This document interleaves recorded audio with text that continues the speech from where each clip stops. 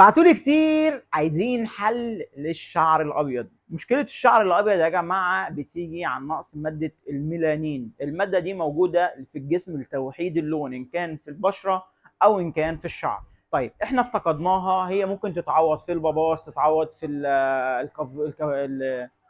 الافوكاتو، تتعوض في الكمثرى، في بعض الحاجات كده. لو بحثنا عليها هنلاقيها ان هي الماده دي بتتقوى بالحاجات دي. طيب احنا عايزين حل سريع يا جادو، موجود في الصيدليه وموجود في الاماكن كتير. كريم روستوريا تلوين الشعر تدريجي. بمعنى ايه؟ ان انا كل يوم على الصبح هحط منه على شعري اكنه كريم عادي موجود في البيت، هتحطه على شعرك او هتحطيه على شعرك وانت نازله الشغل او انت بتعملي اي حاجه، ده الطبيعي بتاعك، اكنه كريم.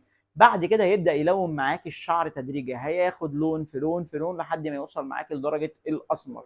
الكريم ده موجود في الصيدليات، سعره عالي شويه بس هيكفيك كتير من الصبغات واضرار الصبغات. انا مش بقول ان